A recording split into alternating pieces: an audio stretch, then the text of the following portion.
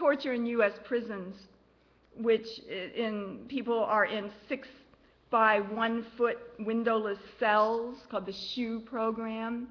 Tens of thousands of people are faced into that. There's many cases of cattle prods used against prisoners, fatal beatings, burnings by toxic chemicals, stun guns, inmates stripped naked and forced to crawl on the ground, rapes, years in sensory deprivation cells, 24 hours a day.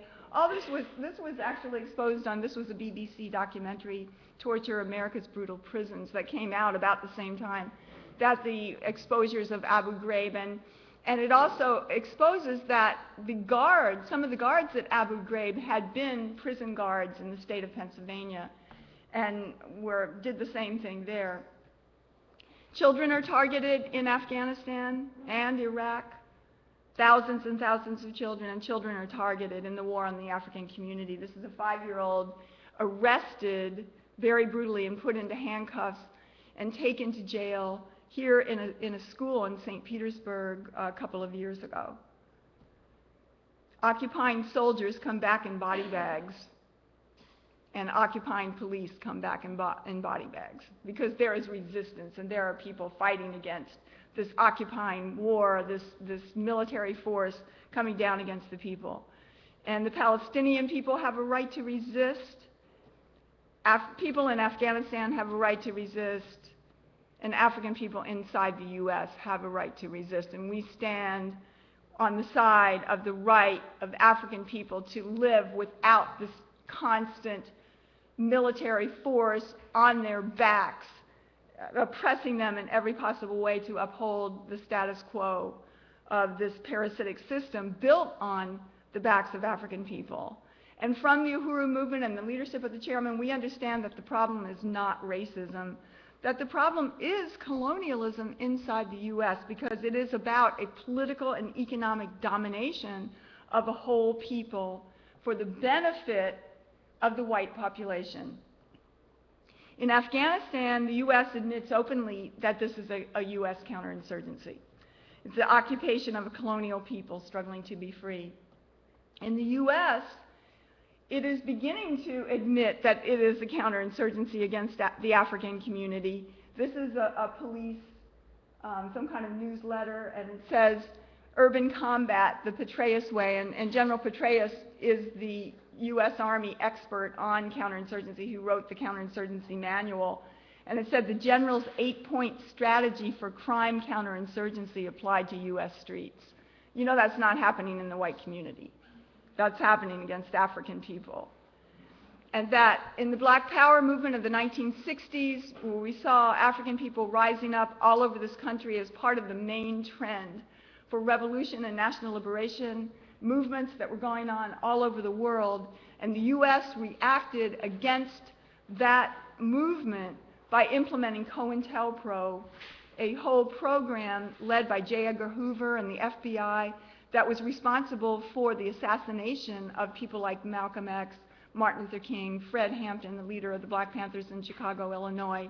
It was responsible for imprisoning African people who are still in prison today from that period, like Sundiata Acoli, who's been in jail for the last 40 years because of standing up and struggling for the right of African people to be free.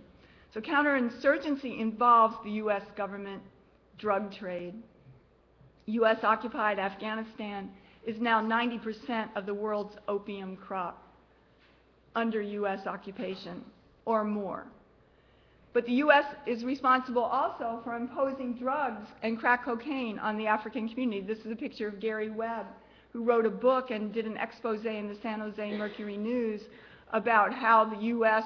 and the CIA and the FBI were responsible for imposing crack cocaine and bringing it in from South America onto the African communities of this country. And the war against the African community has arrested, I've seen an estimated 30 million, mostly African young men over the past several years. But most drug users, because most of them are arrested for something to do with drug use, but most drug users and sellers are white. Yet African people are arrested and go to prison for that. 76% of African men in cities will be arrested and jailed before the age of 36. 60% of all children in prison are African. And to say, yes, the U.S. has tens of thousands of children in prison, probably one of the few countries in the entire world that keeps children in prison.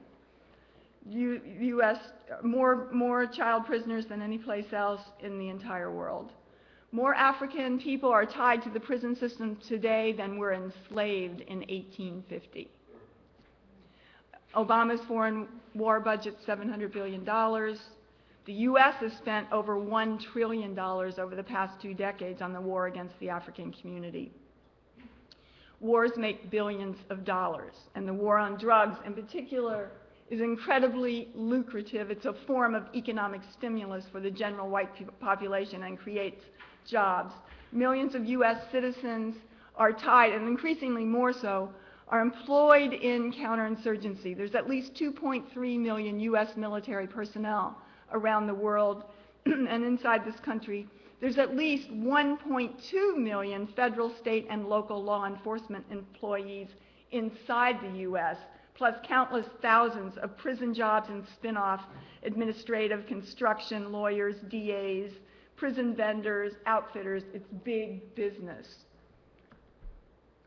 The U.S. imposed illegal drugs worth $1 trillion a year on the African community, at least $1 trillion a year estimated by the United Nations to be gained, to be profited from the illegal drug trade worldwide, and a tremendous percentage of that is inside the U.S. And that money is not inside the African community, it's laundered through Wall Street and every kind of brokerage firm and bank and that kind of thing. You know, for the benefit of the bankers and white people throughout this country. Prisons are a multi-billion-dollar a year industry. Prisons are the 3rd largest employer in rural white America. Afghanistan, we've heard about the war profiteering of Halliburton, Blackwater, which is now Z, Kellogg Brown and Root, Bechtel, GE. There have been exposés on that. But the U.S.